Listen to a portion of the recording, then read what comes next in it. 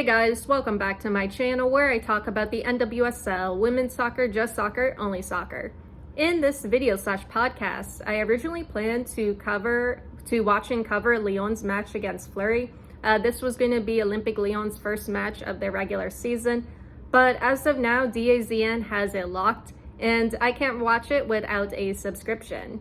So this is just going to be some fun Lyon commentary with a sprinkle of green furballs, aka Wolfsburg, to kick off the start of Lyon's regular season. And speaking of furballs, my orange furball is here. My cat. My cat usually shows up whenever I talk about Lyon.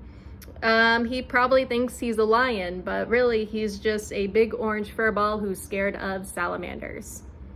Anyway, if I am able to watch the game tomorrow, I'll do a short game review. So it's great to be back, Lyon fans, Wasso fans.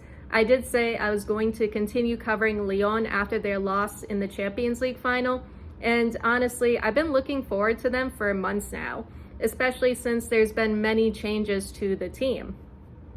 Alright, so starting off, Sonia Bonpastor is no longer the head coach. She has signed with Chelsea. The new coach of Lyon is Joe Montemurro. Arsenal and Juventus fans may recognize this name, as he is the former coach of Juve's women's team, and he had coached Arsenal's women's team for a number of years. The reaction to Montemurro's signing was mixed, somewhere in the range of, okay, sure, why not, and oh hell. I think it's too soon to completely write off Montemurro despite him not having the best seasons with Juventus, because here's the thing, Lyon. Lyon fans, it could be worse. Trust me, it could have been 100% worse. Like, there are some really terrible head coaches out there. So there's Jonas Edeval, the current Arsenal head coach. You can ask Arsenal fans how they feel about him after Arsenal lost their first Champions League qualification match to BK Häcken yesterday. There were questions raised about him last season, and I think the season before that.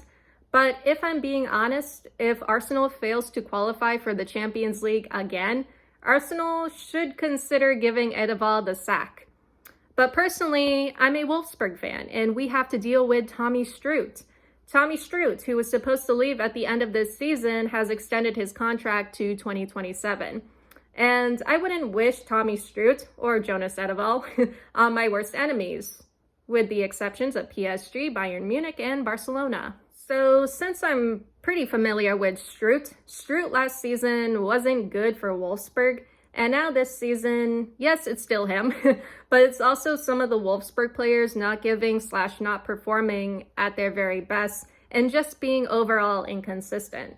Like, Wolfsburg won their first qualification leg against Fiorentina 0-7, which is great.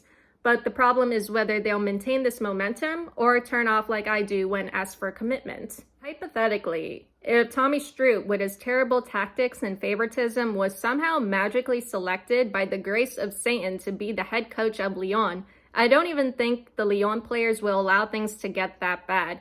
I'm pretty sure Wendy Renard, Ada Hegerberg, and Amal Majri would have some angry words for the team and Tommy Stroot.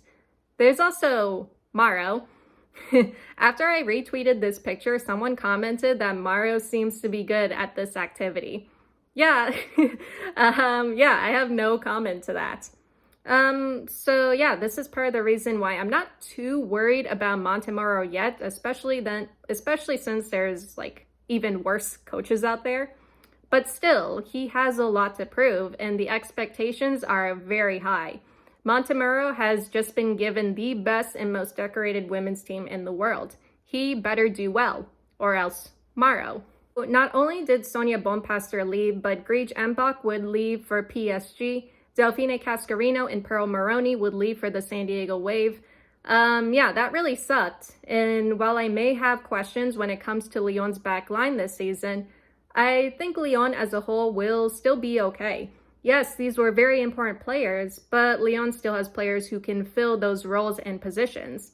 Look at who Lyon signed to fill Cascarino's role. Lyon, or Michelle Kang in this case, would reach deep into their Farmers Club PSG and take Tabitha Chivinga on top of PSG's head coach, which is also part of the reason why Chivinga left, and also the reason why PSG may have lost their first Champions League qualification match to Juventus. And to anyone who's offended by me calling PSG Lyon's Farmers Club, it's fine. Wolfsburg has a Farmers Club too. We call them TSG Hoffenheim. And much like PSG, their main kit color is blue. Anyway, Cervinka last season played well for PSG, and I'm looking forward to seeing how she does in the attack with Diani, Ada Hegerberg, Melchi Dumornay, Eugenie Le Sommer, and Vicky Becho. I feel like this Lyon attack is going to be fun to watch. Lyon, I noticed, usually has great connection and chemistry in the attack. I don't think it will take long to work Cervinka into the starting 11, nor will it take long for her to get adjusted to the team. Another player Lyon picked up on loan is right back Sofia Huerta. If you have seen my videos and podcasts covering the Seattle Reign, formerly OL Reign, you would know how much I love Sofia Huerta.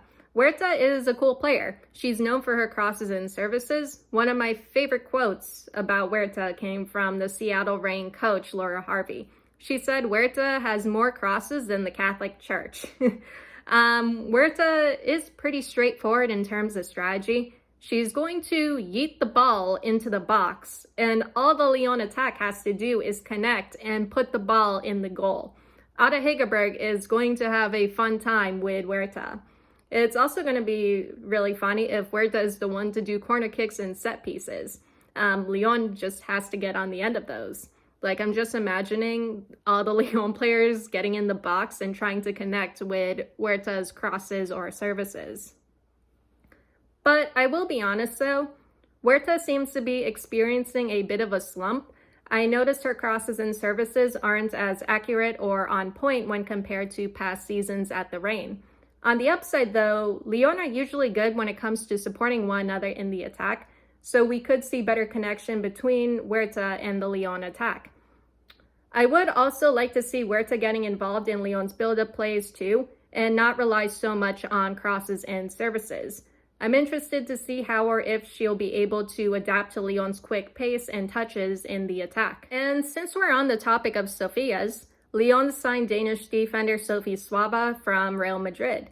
Svava's signing was met with confused acceptance.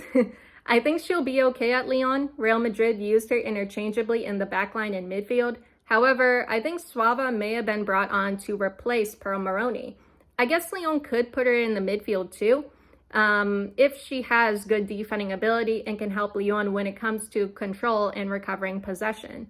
Overall though, Lyon are pretty packed to the brim with midfielders. For now, I'm just going to leave it at that. I would like to think this is going to be a fun and exciting season for Lyon. I'm looking forward to covering their games and Champions League run, if it's available. When it comes to this match against Fleury, keep an eye on Lyon's midfield and attack, as well as Sofia Huerta. She is available for this match. Hopefully she'll be able to get some minutes, and hopefully she'll be able to connect with the attacking players.